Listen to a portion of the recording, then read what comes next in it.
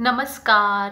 Welcome to Infogod channel. कसे आहात तुम्ही सगळे? आय होप तुम्ही सगळे मस्त असाल व जिथे असाल तिथे इन्फोगॉड हा चॅनल बघत असाल. तर जे फर्स्ट टाईम इन्फोगॉड हा चॅनल बघतात ते त्यांच्यासाठी मी सूचना सांगू इच्छिते की इन्फोगॉड हा एक स्पिरिच्युअल चॅनल आहे. यावर आपण स्तोत्र मंत्र ग्रंथ पठण घेत असतो व स्पिरिच्युअल प्लेसेसला आपण व्हिजिट करत असतो. आणि तुम्हाला जर इन्फोगॉड चॅनलवरील माहिती आवडत असेल तर इन्फोगॉड 4597 ह्या चॅनलला तुम्ही लाईक करा, शेअर करा, सबस्क्राईब करा आणि नोटिफिकेशन बेल आयकॉन रोज प्रेस करून रोजची माहिती काय आहे, न्यू कंटेंट आपल्यासाठी काय उपयुक्त कंटेंट ह्या चॅनलवर आलेला आहे तो देखील तुम्ही चेक करत जा व कमेंटद्वारे आपल्या प्रतिक्रिया मला कळवत जा. ज्यांनी ऑलरेडी सबस्क्राईब केले त्यांना मी थँक्यू म्हणते, कारण त्यामुळेच मी न्यू कंटेंट बनवायला मोटिवेट होते. तर जसं की मी सांगितलं की आपण इन्फोगॉड 4597 ह्या चॅनलवर स्तोत्र मंत्र ग्रंथ पठण घेत असतो. तसंच आज एक नवीन स्तोत्र आपण शिकणार आहोत. तर आजचं जे स्तोत्र आहे ते आहे श्री प्रभू रामांचं श्रीराम स्तुती स्तोत्र किंवा श्री प्रभू रामांची ही आरती आहे. आणि आज आहे मंगळवार, तर आज आहे श्री मारुतींचा वार. त्यामुळे आज आपण मारुतीरायांची उपासना करायची आहे किंवा श्री प्रभू रामांची उपासना करायची आहे किंवा दोघांची देखील केली एकत्रित तरी चालतं. पण प्रभू रामांची जर उपासना केली तर रामांचा तर आशीर्वाद आपल्याला मिळतोच, त्यांच्याबरोबर मारुतींचा देखील आपल्याला आशीर्वाद प्राप्त होतो. आणि प्रभूंची जर उपासना केली रामांची तर मारुती खूपच प्रसन्न होतात आपल्यावर आणि ते पटकन आपल्या हाकेला धावून येतात. आणि आत्ताच्या कलियुगामध्ये हनुमान किंवा प्रभू राम हे जागृत असं दैवत आहे आणि अत्यंत ॲक्टिव्ह असं जर कोणतं दैवत असेल तर ते मारुतीय आहेत. आणि ते तुम्हाला हनुमान चाळीसा आणि मारुती स्तोत्राच्या उपासनेने तर नक्कीच फलदायी असा आशीर्वाद देतात. ते आपल्या हाकेला धावून येतात. त्यांचा देखील एक कंटेंट मी वेगळा बनवणार आहे मारुतीरायांवर की कसे ते आत्ताच्या काळात जागृत आहेत. पण आज आपण माहिती ऐकूया श्री प्रभू रामांची थोडक्यात आणि त्यांचं रामस्तुती स्तोत्र शिकूयात की श्री प्रभू राम हे कालातीत आहेत आणि ते आपल्यासाठी एक आदर्श आहेत कलियुगामध्ये देखील आणि हजारो वर्ष ते पुढे देखील आपल्यासाठी आदर्शच राहणार आहेत. आणि जर आपण प्रभू रामांची उपासना केली तर आपल्या जीवनातील सगळ्या पापापासून, भयापासून, संकटापासून, इडेपिडेपासून आपण मुक्त होतो. आपण जीवनामध्ये कुणालाही गुरुस्थानी मानत असेल, जसं की मी माझ्या जीवनामध्ये परमपूज्य कलावती मातांना गुरुस्थानी मानते किंवा माझे दुसरे आध्यात्मिक गुरु श्री स्वामी समर्थ महाराजांना देखील मी अत्यंत मुख्य स्थानी मानते किंवा गुरुस्थानी मानते की त्यांच्याशिवाय माझं जीवनच नाही ह्या दोघांशिवाय. किंवा तुम्ही थेट दत्तगुरूंची उपासना करत असाल किंवा कुठल्याही संतांची, जसं की ज्ञानेश्वर आहे, सोपानदेव आहे, निवृत्ती आहेत किंवा नामदेव, एकनाथ, अशी कुणाचीही तुम्ही उपासना करताय, कुठल्याही देवीची उपासना करताय, तुमच्या कुलदैवताची उपासना करताय आणि त्यांना तुम्ही एक श्रद्धास्थान मानले आणि त्यांचं रोजच्या रोज तुम्ही नामस्मरण करताय तरी देखील आपण आपल्या जीवनामध्ये महिन्यातून एकदा किंवा मंगळवारी किंवा शनिवारी श्री प्रभू रामांचं नामस्मरण हे केलंच पाहिजे. कारण नामस्मरणामध्ये उच्च नामस्मरण हे श्री प्रभू रामांचं नामस्मरण मानलं जातं आणि हे शतकानुशतकं चालत आलेलं आहे. कारण इतर सगळ्या गोष्टी ह्या नंतर निर्माण झालेल्या आहेत, पण श्री प्रभू राम म्हणजे श्री हरिविष्णू हे पहिल्यांदा निर्माण झालेले आहेत सृष्टीमध्ये. त्यामुळे आपलं पहिलं दैवत कलियुगातलं जर कोण आहे तर ते श्री प्रभू राम आहेत व ते आपल्यासाठी किती आदर्श आहेत हे मी वेगळं सांगायला नको आहे. त्यामुळे आपल्याला जसा वेळ मिळेल तसा संध्याकाळी 5 मिनिट 10 मिनिट तुम्ही श्री प्रभू रामांचं देखील नामस्मरण आपल्या गुरूंच्या नामस्मरणाबरोबर करावं असं मला तुम्हाला सुचवायचं आहे.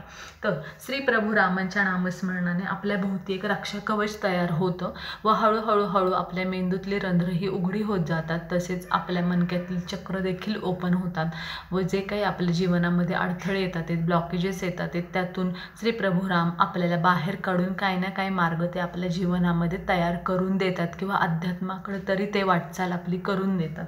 तर श्री प्रभू रामांचं जीवन हे आपल्यासाठी अत्यंत मार्गदर्शक आहे व त्यांची उपासना ही आपल्या जीवनामध्ये एक रक्षा कवचच आहे. त्यामुळे प्रभू रामांची उपासना ॲटलिस्ट महिन्यातून एकदा किंवा आठवड्यातून एकदा आपण करायची आहे. मंगळवारी केले तर खूपच चांगले आणि तुम्हाला जर दररोज संध्याकाळी रामरक्षा वाचता आली तर खूपच चांगले. पण आजच्या कंटेंटमध्ये आपण जे स्तोत्र बघणार आहोत ते आहे श्री प्रभू रामांचं रामस्तुती स्तोत्र.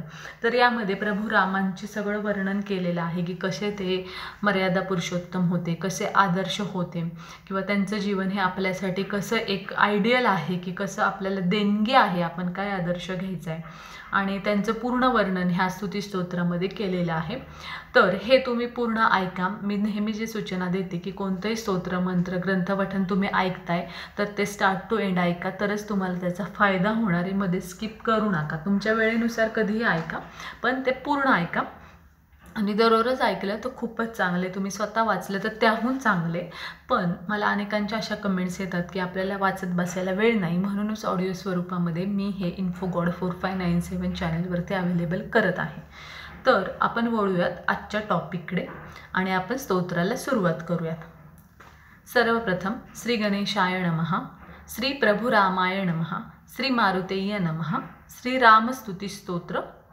श्री रामचंद्र कृपालु भजु मन हरण भव भय हा दारुणम, नव कंज लोचन कंज मुख कर कंज पद कंजारुणम, कंदर्प अगणित अमित छवि नव नील नीरद सुंदरम, पटपीत मानहु तडित रुचि शुचि नौमि जनक सुतावरम, भजु दीन बंधु दिनेश दानव दैत्य वंश निकंदनम, रघुनंद आनंद कंद कौशल चंद्र दशरथ नंदनम, सिर मुकुट कुंडल तिलक चारु उदारु अंग विभूषणम, आजानुभुज शर चापधर संग्राम जीत खर दूषणम, इति वदति तुलसीदास शंकर शेष मुनि मनरंजनम, मम हृदय कंज निवास कुरु कामादि खलदल गंजनम, मनुजाहिं राचु मिलिहि सोबरु सहज सुंदर सावरु, करुणा निधान सुजान सिलु सनेहु जान तरावरु, एहि भांति गौरी असीस सुनि सिय सहित ही हर्ष अली, तुलसी भवानी ही पुजी पुनि पुनि पुनि मुदित मन मंदिर चली, जनी गौरी अनुकुल सिय ही हर्षून जाई कहीं, मंजुल मंगल मूल बाम अंग फरक न लगे, इति श्री भक्तवत्सल श्री प्रभु रामचंद्र श्री राम स्तुति स्तोत्र संपूर्णम। तर अशा प्रकारे अत्यंत छोटं, प्रभावी व आपल्या जीवनामध्ये 100% फलदायी असं श्रीराम स्तुती स्तोत्र आपण आत्ताच वाचून पूर्ण केलेलं आहे व तुम्हाला ते स्पष्ट शब्दांमध्ये ऐकू आलं असेल अशी मी आशा करते। जेवढं स्पष्ट रेकॉर्ड करता येईल तेवढं मी करते। जर तुम्हाला रेकॉर्डिंगमध्ये काय प्रॉब्लेम वाटतोय तर मला कमेंटद्वारे तुम्ही नक्की कळवा की हे शब्द तुमचे कळत नाही आहे। पण मी तुम्हाला अपलोड करण्याआधी चेक करत असते, त्यामुळे शक्यतो ते स्पष्ट भाषेतच रेकॉर्ड केलेलं असतं।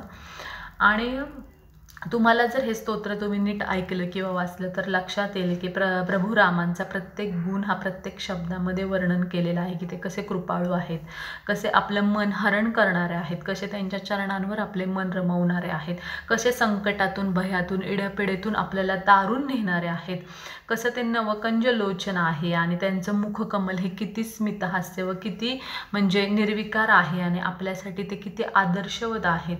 त्याच्यानंतर त्यांची जी नवनील नीरद सुंदर अशी जी छबी आहे ती आपल्या मनामध्ये कशी मनमोहकपणे बसणारी आहे सहज, की त्यांना फक्त आपण डोळे मिटून आठवलं तरी किती ते आपल्याला सकारात्मकता देणारं असं त्यांचं रूप आहे।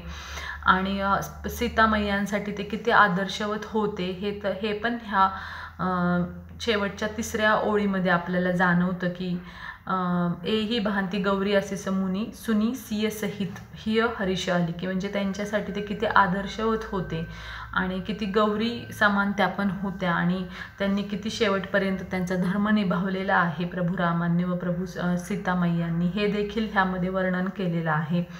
आणि त्याच्यानंतर मारुतीरायांचं पण शेवटच्या ओळीमध्ये वर्णन आहे की बाम अंग फरकन लगे, की म्हणजे मारुतींना ते किती त्यांच्या चरणांना किंवा अंग फरकन लगे, म्हणजे ह्याचा अर्थ असा आहे की मारुतेय हे एक ह्याचे रूप होते, आपल्याला माहिती की ते ह्याच्या कुळातून आलेले होते मर्कटाच्या, तरी पण त्यांना किती जवळ केलेलं होतं की म्हणजे त्यांनी कधी फरक न लगे असं केलेलं होतं की फरक केला नव्हता त्यांना, की सामान्य माणूस वर्सेस मर्कट असा त्यांनी कुठलाही फरक केलेला नव्हता। त्यांचं मन खूप मोठं होतं श्री प्रभू रामचंद्रांचं आणि जर आपण खूप अर्थहाक त्यांना मारली निस्वार्थ भावाने तर ते आपल्या जीवनामध्ये आपल्याला नक्कीच संकटांमध्ये धावून येतात व साथ देतात, असं ह्या श्रीरामस्तुती स्तोत्राचं थोडक्यात वर्णन आहे।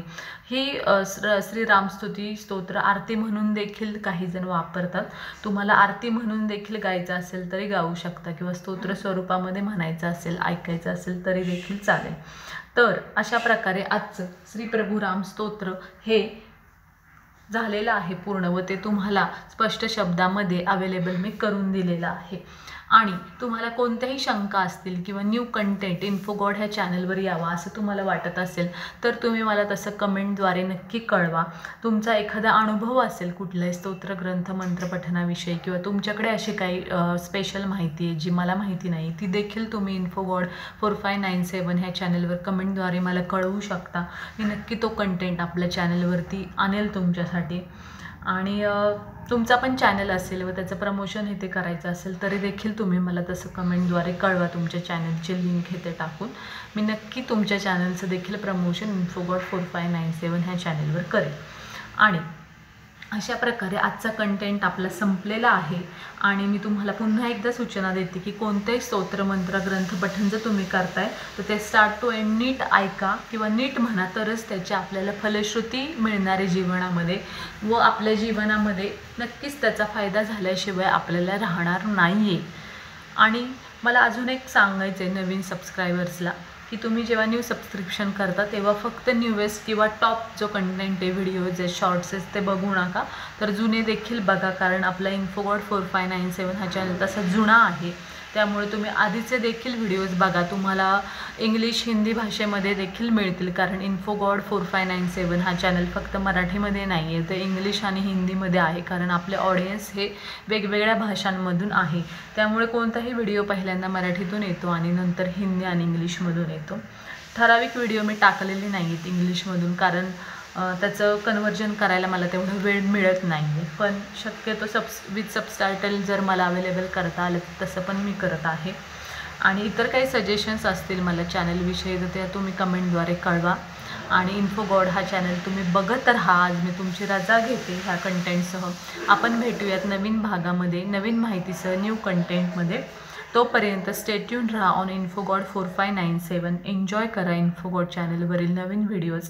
आणि आपण भेटूयात नवीन भागामध्ये नवीन व्हिडिओमध्ये नवीन कंटेंटसह. तोपर्यंत बाय बाय. धन्यवाद.